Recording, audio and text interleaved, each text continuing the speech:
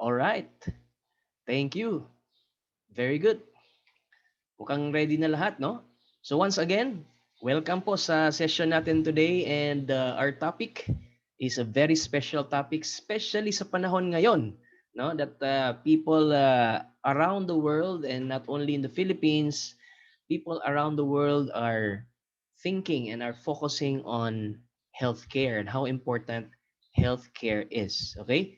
So the title or the scope of our discussion, very quick and very short discussion for today is Guide to Buying Healthcare and Pinoy version. Okay? Pinoy version. Lagyan natin ng Pinoy version kasi all over the world, yung concern, yung focus ngayon is healthcare. Eh. So, importante, ano yung pwedeng gawin natin ngayon as a Filipino, wherever you are right now in the world, as a Filipino, what can you do in order to secure yourself when it comes to getting for yourself and for your family and accessing this, what you call healthcare. All right?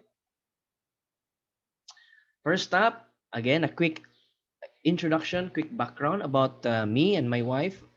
My name is Jess once again, and my wife is Joanne, and we are US certified financial educator, and we are also associate financial planners of the RFP Institute Philippines. So, meaning to say, if you are a member of IMG, pwede mong i-level up yung profession mo as a financial educator by getting certified, especially itong associate financial planner, which is easily accessible if you are an IMG member, right?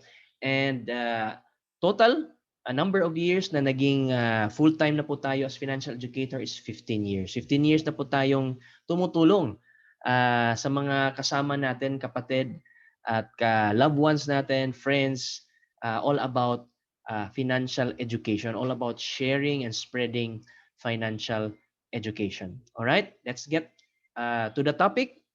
Quick introduction, healthcare. Question, is it important for Pinoys?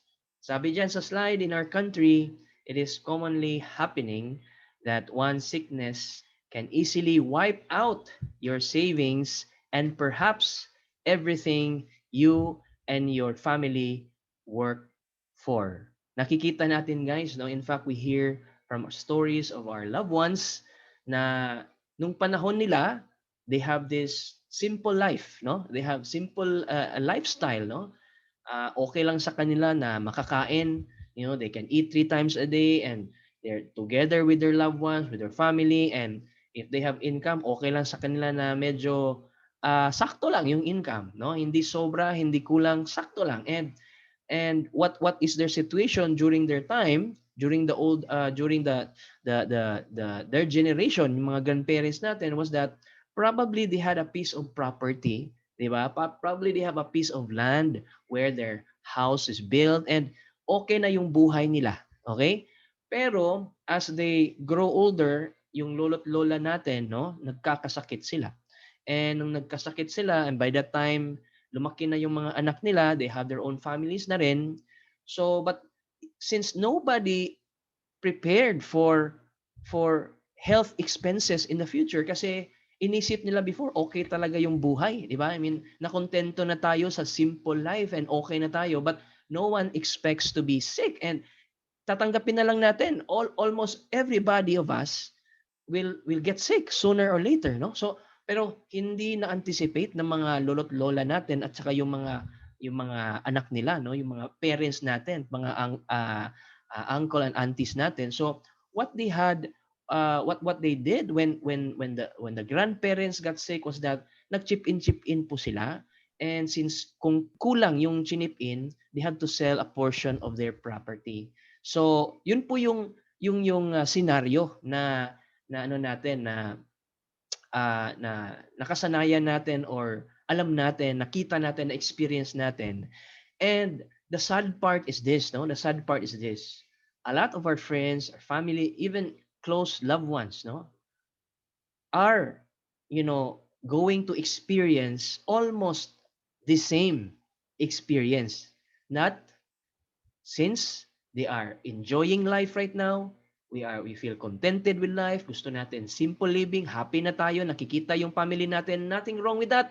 pero nakalimutan natin yung pag-savings ng or pag-invest or yung decide or yung pagplano regarding healthcare. That's why very common. Sabi dyan sa slide, is commonly happening. One sickness can easily wipe out savings and perhaps everything you and your family work for. But the good news is this: there's still time. There's still time to prepare. If you are listening right now, if you are getting the message, if you are understanding what I'm saying, there's still time para maiwasan natin yung nangyari sa mga kamag-anak natin, loved ones natin, or grandparents natin na they had to sacrifice yung pinaghirapan nilang lupa, pinaghirapan nilang bahay, and chip in. Putulin na natin yan yung cycle na yan. So, a first part is this. We have to accept that it happened and we need to move forward by making sure it will not happen again this time sa buhay natin moving forward. Okay? And we need healthcare kailan, Jess? Some people ask me, Jess, do I really need healthcare? I feel healthy pa ngayon. Well, healthcare is not for the sick people. Healthcare is for the healthy people. Madalas inisip ng mga tao, healthcare is for the sick people. No, healthcare is for the healthy people because you can never get healthcare when you're sick. So you start planning for healthcare, you start paying for healthcare, you buy healthcare when you're healthy. So and when is that? During the younger years, no? So if you feel young right now, then better get healthcare, di ba? If you think you're still young, better get healthcare. During your working years, like the minute you earn income, the more you get healthcare. In fact, if you work abroad, if you work in other countries, they require it that you need to have healthcare before you go to work, before you get to work, before you get a job. In fact, the minute you land in that country, the first requirement is you better have healthcare. Kasi pag wala kang healthcare, no one will take care of you there. Kawawa ka. So, importante, no? Working years, magkaroon ka ng healthcare. And in the Philippines, in some companies, private companies, they provide healthcare the minute you get into that company as an employee, right? So, and older years, do we need healthcare? Yes, we need healthcare. Example, you are already in your 50s or almost 60s and your families, you have mature kids already, and of course, the more you need healthcare, di ba? And because you're approaching the prime years. And how about senior people? 61 and up. Do they need healthcare? Yes, they still need healthcare. And alam natin, some of them start to get sick already. Well, there's a product called senior care, di ba? There's a product called senior care. So everybody that you know, everybody that I know needs healthcare. The sad part is not everybody has healthcare coverage. So if you're attending now, if you're listening in this, webinar, if you're getting the message, it's good that you educate yourself. If you're a member, spread it to your family. If you're not yet a member, join the community, join IMG, practice what you preach. If you believe healthcare is important, get covered. If you believe it's important for your family, get them covered too. We need healthcare, especially sa panahon ngayon. Okay? Guide to Buying Healthcare Pinoy version. There are 8 tests of a good healthcare. Okay? Let's take a look at the first one. First test, does it have short-term coverage? So kung naghahanap ka ngayon ng healthcare, okay? If you're looking for a healthcare package, either for you or including your family or yung buong pamilya, no? Importante, there is healthcare short-term coverage. Rather, importante, the minute you get approved, importante, there's access to hospitalization. Okay? And the answer should be yes. Sometimes we think, no, kung nakabili ka ng mga critical illness insurance, you think it's healthcare. It's not healthcare. Why? Because it doesn't have short-term coverage. It's not a hospitalization. Yung sinasabi nating critical illness is a life insurance product. Critical illness coverage is a life insurance product. Okay? But some people think they already have healthcare because they have critical illness benefit. Kailangan po may short-term coverage. I mean to say hospitalization. You have access to hospitals. The answer should be yes. So yung naghanap ka ng healthcare ngayon, look for a healthcare program that has coverage instant. I mean to say upon once you get approved, especially if you paid annual, pwede bang magamit, i-honor ba yan ng mga hospitals? And because of there's hospitalization benefit. And the answer should be yes. Okay? So, check yan, no? Pag yes. Pag walang short-term coverage, X mo yan. Di ba? Number two, does it have long-term coverage? The answer should be yes. Ibig sabihin, if you're planning to buy a healthcare, of course, no one plans to get sick right away, right? So we always pray to be healthy, stay strong, like that, physically strong. Pero we're healthy during the younger years. What if we get sick during the older years? And most of the illness and diseases come out during older years. It should have long-term care coverage. If what you're paying now does not have hospitalization beyond or during the older years, then hindi yan check, X yan. Pero if there is hospitalization, even long-term, even old age, even senior years, it's extended benefit, nandyan, then yes, then okay yan. Diba? So that's number two, test. Number three, does it have guaranteed renewal? So if yung hinahanap mo ngayon healthcare, make sure it has guaranteed renewal because most of the healthcare programs being offered, there is no guaranteed renewal. Ano ibig sabihin? If bumili ka ngayon, if you buy right now healthcare and you get covered for 1 year, at nagamit mo this year, walang sinasabi doon sa policy or sa contract na next year, guaranteed renewal. Di ba? Next year, yes, you can renew. Pero the company might say no to you if you have big utilization on the previous year. Mean to say, kung binayad mo ngayon, let's say, 50,000 binayad mo for that healthcare for this year. And you got covered for 100,000, example lang, at nagamit mo. Tuwang-tuwa ka, nagamit ko. Thank you, Lord. Nagamit ko this year. Thank you, Lord. It was a blessing na nakumuha ko ng healthcare kasi nagkasakit ako. Yung bill ng hospital is 100,000 and it was covered. And 50,000 lang yung binayad ko. Di ba? Pero next year, you choose to renew. Di ba? Kasi naging believer ka na. But the healthcare company can choose not to renew you. Kasi nag-utilize ka na last year. Nalugi sila eh. Kung sa binayad mo, 50 lang and ginamit mo, 100. And actually, that's the setup of healthcare. You pay small and you get covered big. And that's okay. Pero the hospital have the right, have the choice not to renew you next year. Madalas yan nangyayari pag short-term healthcare lang yung nasa sayo, yung binili mo. Di ba? Or kung i-renew ka man lang next year, they would require a higher premium, not the original na binayad mo na premium. So if nagbayad ka 50,000, probably the following year 70,000 or 75. Di ba? Because they have to recoup what you have spent last year, no? Yung 100,000, they have to get it somewhere. And one way is that they would charge you higher. So, but if it's guaranteed renewal, then it's yes. It means to say, ano yung binayad mo this year is equal to the babayaran mo next year, then that's okay. Go for it. Yung may mga long-term care, may mga healthcare program na sinabing long-term care, no, na yearly, every year, 7 years ka lang nagbabayad and fix yung 7 years. Yun, it means guaranteed renewal kasi fix yung 7 years. Even if you have utilization on the first year, next year you still pay the same. Di ba? And renewed ka pa rin kasi 7 years yung paying period mo at 20 years yung contract ng policy, di ba? So, guaranteed renewal yan. Pasado yan. Pag ganun, no? Fix, dapat every year and covered ka pa rin na next year. Di ba?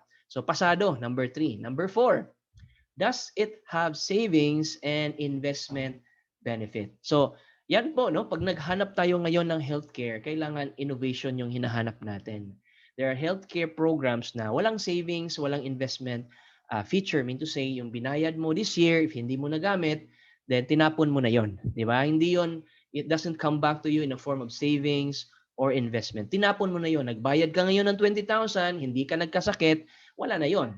Next year, mag-renew ka na ulit, bayad ka ulit, di ba? Pero if you knew about a healthcare program na merong savings component, mean to say, if hindi ka nagkakasakit this year, fine, good. In fact, yun yung pinaka-importante. So whatever you contributed is being saved, is being invested. Tumutubo, di ba? So if you found out about that kind of healthcare, go for it. And that the answer is yes. It means it has a savings and investment component. Okay? Number 5, does it have life insurance protection? Again, we are looking for innovation because the traditional healthcare program is just hospitalization. Yun lang, no? Traditional healthcare program. Pero kung gusto mo may innovation, di ba? Just kagaya ng gadget mo, kagaya ng cellphone mo, may innovation, di ba? So sa healthcare mo, kaya importante may innovation din, no? If there's a life insurance protection or accident insurance protection, go for it. The answer should be yes. The answer is yes. Because in case something happened to me, I want that something would be received by my family in a form of life insurance benefit. Even if it's small, it's okay as long as there's something na ma-receive sa family ko in case something happened to me. And kung pwede, wala na akong babayaran in case may mangyari sa akin, in case I pass away or I pass away due to natural death or accidental death, my family will receive something coming from the life insurance proceeds, and yung premium is ma-waive na, no? Hindi na itutuloy kasi fully paid na agad, no? In case so importante merong ganong feature. If walang ganong feature, the product that you have is an old product, is a traditional product. Pero if you have a healthcare na merong life insurance feature, merong savings feature at the same time, it's an innovated or innovation product na may innovation, no? Innovative feature, di ba? Yun yung tawag sa atin, no? So the answer should be yes. Okay, that's number 5. Number 6, does it have a ride-on program independent? So, kailangan yung healthcare program na hinahanap mo, pwedeng i-include yung family, even pwede kang magbayad additional cost. You can all include your family as dependents. If your family, say your parent, you can get senior care for them, health care for the senior people. Pwede additional cost, pero pwede mong gawin as add-on to your existing healthcare. If you have kids or spouse, pwedeng magkaroon din sila ng healthcare additional cost. So, does it have a ride-on program for dependents? And if the answer is yes, then go for it. Kasi some healthcare programs that are being offered is will only take care of you. Di ba? You cannot cover your family. Di ba? So, for example, may mga kaibigan tayo, they're still working for a private company and the healthcare that's being provided to them, to the employees, are just for them. Hindi po included yung family. There are that situations like that. So, you have to buy a healthcare for your family somewhere else kasi hindi na-include yung family mo in the package for the employment healthcare, no? So, but if you're looking for a healthcare program for the personal side, the option is pwede bang lagyan ng dependents even with additional cost? And the answer is yes, then go for it. Okay? Go for it. So that's number 6. Number 7, does it have a ride-on benefit for critical illness? If the answer is yes, then go for it. There are healthcare programs right now being offered na doesn't have any critical illness benefit. Kasi yung nagbebenta lang ng critical illness benefit are the life insurance companies, no? So, you're looking for healthcare and then gusto mo critical illness, but you cannot have an additional ride-on program attached to your healthcare kasi you have to buy a new product from a life insurance company. But you know what?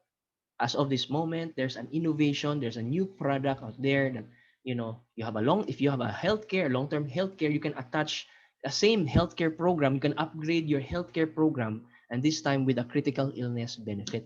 Merong ganon, pwede nang ganon. Kasi there already a new program, a new product, an innovation in the healthcare products. So you need to know this innovation, and you will not know it further if you are not a member of IMG. So if you're not yet a member of IMG, become a member of IMG because you will have access to the innovated product, to the new product, to the advanced product, to the upgraded product. You will not be strapped, or you will not be kept in a situation na hindi mo alam, no? Kasi yung nalalaman mo na healthcare, yung traditional pa lang. Yung nalalaman mo na life insurance, yung traditional pa lang. May mga bagong products na pala, may mga innovation na pala, no, when it comes to healthcare and protection and insurance. And you only know that if you're a member of IMG kasi yung mga bagong product sa IMG dun ini-introduce sa mga members. So if you're not yet a member, be a member of the community because it's not just about yourself. Your decision will affect not only you but also your family, and not only today but also the future of your family and next generation. Your knowledge when it comes to advanced products, advanced healthcare, advanced insurance, or financial programs, will affect your present and affect your future as well. So if you can have a ride-on benefit attached to your healthcare, or pwede mo ma-upgrade yung healthcare mo to have a critical illness benefit, and if the answer is yes, then go for that product. Okay? Go for that product. For now, I only know one company that you can do that. You can avail of all those 8 tests na pasado, yung Kaiser Healthcare, Kaiser Long-Term Care Program. Okay? So if you are not yet familiar of the Kaiser Long-Term Care Program because you are just new or you just attended this session, don't worry, your inviter will be glad to shed light, to give information for you all about the Kaiser Long-Term Care Program. So far, out of the 8 tests, the 7 pasado yung Kaiser Long-Term Care Program, because you can just all do the upgrades with one program. You can attach some other upgrades if you want to. Okay? And the last test, okay, the number 8 test, the last item to test when it comes to getting a good healthcare is this, no? Is it honored in major or private health facilities? And the answer should be a big yes. Kasi naghahanap ka ng healthcare. Some people, hindi nila alam, they are not guided enough, bili sila ng healthcare, hindi pala honored sa mga private hospital. Di ba? So, kailangan honored. And some people ask me, Jess, so can I use this? Or what's what's this program? Or, have people used this already? Or what's the track record? The best way is to ask the hospital. There's the hospital. If you're a private hospital, you ask the hospital, do you honor this healthcare? Di ba? That's the best way. Kasi, pag sa healthcare kasi, gagamitin mo, hospitalization yan eh. So, wag mong hanapin saan yung opisina ng healthcare. Hanapin mo, ano yung hospitals that are covered. And primarily, private hospitals should cover you because it should be a partner of the healthcare program or healthcare company. So, a wise thing to do is to call a hospital. Di ba? Call a hospital if it's a private hospital. Hindi public ha, private hospital. And sabihin mo, if can I talk to the HMO department? Can I talk to the healthcare department? And do you honor this healthcare company? Or so far ano yung track record nila, this and that. So at least you get some feedback from the hospitals mismo. Why? Because the hospitals and the healthcare company are the partners. In fact, before partnering with the healthcare company, the hospital also would sign contract with them and inspect or do some due diligence, do a background check. And if it's satisfying, then they sign a contract. So mean to say, hindi mo na kailangan mag-background check, hindi mo na kailangan mag-research, tawagan mo lang yung hospital. Okay? And the healthcare that I'm talking about is a healthcare that can be used within the Philippines. Okay? It's within the Philippines. The healthcare can be used within the Philippines as long as it's a private hospital, private institution. Okay? So the answer should be yes. Inisip mo may binili ka. Inisip mo healthcare 'yon. Pero hindi pala kasi hindi mo pwedeng ipakita sa hospital kasi hindi pwedeng gamitin. Kasi yung kinuha mo critical illness benefit. Hindi yan healthcare. Life insurance product po yan, yung critical illness. But it can be an add-on benefit to your existing healthcare program. So, you have an existing healthcare program, you can add on critical illness benefit, you can add on other benefits that can also include your loved ones. Okay? So, if lahat ng test pasado, then get that healthcare. And so far, I only know one healthcare company that passed all these tests. Yung Kaiser healthcare, long-term care program, no? So, si Kaiser, yung company, Kaiser is the HMO, and the program that they're offering is the Kaiser long-term care program. And sometimes I call it all-in-one healthcare kasi nandyan na lahat ng benefit. Okay? It has a savings feature, it has a healthcare feature, it has a retirement feature, it has a life insurance feature, accident insurance feature. In fact, meron pang repatriation and burial benefit. Diba? Plus, you can upgrade it para ma-include yung family mo and upgrade it para magkaroon ng critical illness. So when you say you can upgrade, it means you are free. The freedom is in your hand. Mean to say you can upgrade according to, customize according to your, kung ano yung gusto mo. Diba? So, importante guys that pasado sa lahat ng tanong. Pasado sa test. 8 out of 8. Okay? Pero I have a bonus. There's a bonus. Okay? And the bonus is this.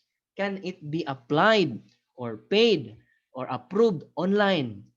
And the answer should be a big yes. Ibig sabihin, if you are outside the Philippines, can you apply online? And the answer is yes. Just paano yan? I'm outside the Philippines. Magagamit ko ba yan dito sa abroad? The healthcare you cannot use abroad, but you are covered with the life insurance, you're covered with the accidental death insurance abroad. Pero the reason why you got that healthcare and you should have that healthcare even if you're abroad because you are preparing. 'Di ba? You're still healthy. So the best time to get healthcare, 'di ba, is the time you're still healthy. Because by the time uuwi tayo sa Pinas, that's the time nagkakasakit tayo, may healthcare ka na, naka-ready. 'Di ba? So mean to say, may healthcare ka pa, may retirement ka pa, secure pa yung family mo, 'di ba? Hindi you don't have to sacrifice yung pinaghirapan mo. You don't have to do benta yung lupain mo. You don't have to do chip in, chip in. Kung nagkakasakit na tayo, especially during the older years. Okay? So the answer should be yes. Can I apply online? Answer should be yes. Anywhere in the Philippines, anywhere in the world, can you apply online? Yes. Can you pay online? The answer should be yes. If you cannot do that, then it's difficult for you to apply. Mean to say, lalong-lalo na sa panahon ngayon, kung pwede online, pwede application online. And IMG community, through the IMG community as an IMG member, you can do that. You can apply online, get covered, and you can do that also with your family. You can help them apply online as well. So no hassle, hassle free. Okay? So guys, final thought. Okay, so far guys, you learned something. Pakichat nga dyan the word learning. Okay, if you learned something from my sharing today. Okay, very good, very good. Good. I appreciate your time, guys, that you spend at least few minutes of your time, precious time, with me in this session. Alam ko, it takes a courageous person, full of courage to really sit down for a few minutes and learn, no? And it takes a humble person to keep learning because when you learn, you grow, no? Because if you think you know everything and you're not learning anymore from other people, then you stop to grow. And what happens when you stop to grow, di ba? Alam na natin if yung tanim, if it stops to grow, it starts to die. Same thing with us. So keep learning, and especially if hindi ka pa member sa IMG, become a member of this wonderful community because the learning is for yourself and for your family. Do not take my word for it. Do not just keep attending meetings. Don't allow yourself to attend meetings and nothing. You should become a member so that you can access the information for yourself, so that you can enrich yourself, learn for yourself, and grow financially. Okay? So as for the final note, sabi dyan sa screen, how secure, comfortable your healthcare situation will be between now and after you retire depends on the decision you make today. So congratulations if you have already a healthcare program in place. All you need to do is check whether kailangan ba ng upgrade. And all you need to do is check whether kailangan ba ng healthcare yung buong family mo, yung loved ones mo, and if hindi ka pa member ng IMG, magpa-member ka na ng IMG. If wala ka pang healthcare, get started with the best healthcare program na pasado sa 8 tests natin kanina. Okay? So guys, subscribe, like, and share, and follow us. This is one thing I ask from you as a favor. Subscribe, like, and share, and follow us. Of course, there's a Facebook page. You can go to Coach Joanne or just type this link. And then with Instagram, there's Coach Joanne _IMG. And of course, go to the YouTube channel and subscribe, like, and share because this training is recorded and I will upload it later in the day. And sa mga kapatid mo, mga kasama mo, sa mga kaibigan mo na that you wish to be here learning for themselves, hindi sila naka-attend, then the video, you just send it to them. Okay? So, subscribe to that channel so that ma-notify ka kung na-upload ko na yung video natin. Guys, today is Sunday. Have a blessed Sunday. Stay safe. Stay healthy for yourself and for your family. And see you in the next training. And advance welcome to IMG community. God bless. Bye-bye.